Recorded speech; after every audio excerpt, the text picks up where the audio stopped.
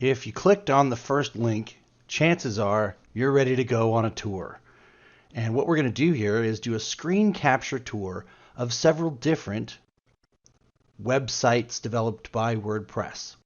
The first one here is a site that was developed by WordPress called the Eduneering initiative. And it's a training site that was built for adults, teachers, to help teach them on a teaching ideology that included high degrees of technical training, creative training, training on creativity, and then training on the learning science of thinking and cognition and how people learn and how the brain translates and understands information.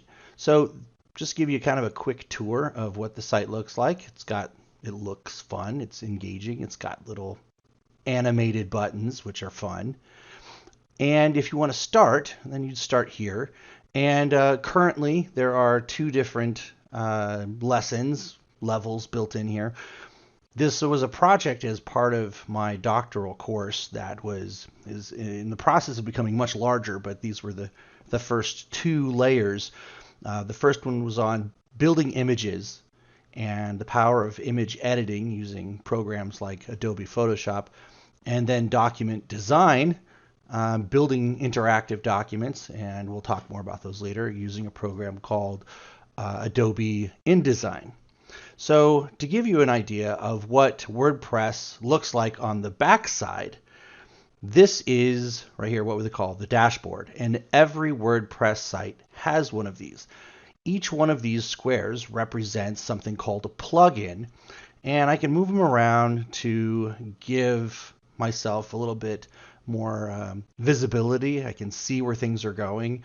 I'm going to move this one over here so I can see what countries have accessed the site, and I have a feeling there's going to be quite a few more.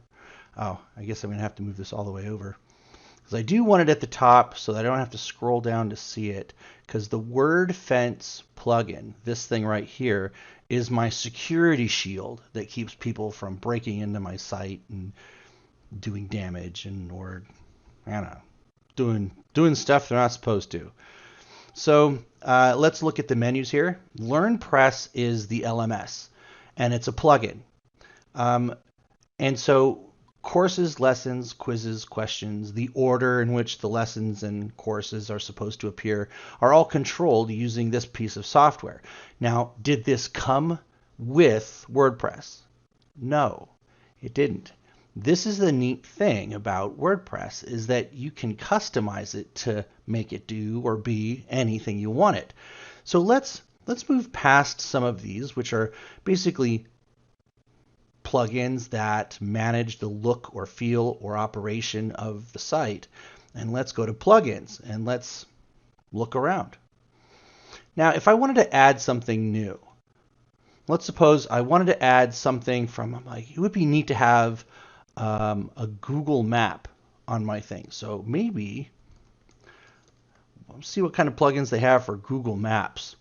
And it turns out they have quite a few. Now, I can install these, and the other really neat part about this is that these are all free. Now, there are upgrades that you can get, but these are all free for the most part. And they provide additional functionality to your site. Now, the plugin that I use as the LMS, oops, I hit the upload plugin. I didn't want to upload anything. I just want to search for more stuff. So here we go. I'm going to search for LearnPress. And that'll show you where I got my stuff. So LearnPress WordPress plugin. That's the LMS that runs this site. So let me show you what it looks like from a learner's point of view. So let's go, I'm going to click on that button, and I'm going to go back to the site itself. Okay, so I'm going to click Start here. And let's just take a look at this course right here. So I'm going to click on that. And it's going to give me a list of all of the activities that are going to take place in the first module, and then the second module, and the third module, and the fourth module. And if I want to retake it, sure, I'm going to retake it.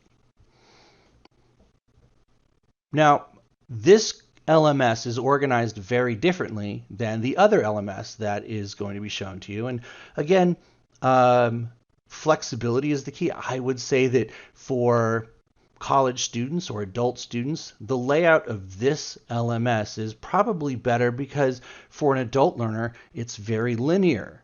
It tells you what comes right after the next one. There's not a lot of extra navigation that's required to get to where you need to go. So this has a tendency to be better for older kids. I have used this. I used this particular site to teach Photoshop and what do they call it? Photo editing to some high school students last year, and it worked out great. It wasn't quite as emotionally engaging, but then again, this subject people have a tendency to like more. So I didn't feel like I needed to use a lot of emotional engagement tools to get them to participate in the course. So this design worked out pretty well. So if we click back up here, this takes me back to the dashboard and the plugins. We talked a little bit about that. This is where I can manage users. And the other neat thing, and along with Moodle, and I think, what is it, the Google Classroom, maybe to a lesser extent, is that you can manage the people that log in and out of your course. Also really neat is that this particular plugin manages all of the actions and things that have happened during, say, well, the last few months. I can look and see, well, who is logged in. I can find that. So this also provides, I think Moodle also provides that information, but I think that this is an advantage because you can have different plugins that tell you different information. Let's see here. WordFence, I think there's a quizzes for plugins, but we can talk more about that later. But this is to give you some sort of idea of what WordPress looks like for this site. Now, maybe it's time to take a look at a different site so that you can see the difference in the flexibility of choosing this platform.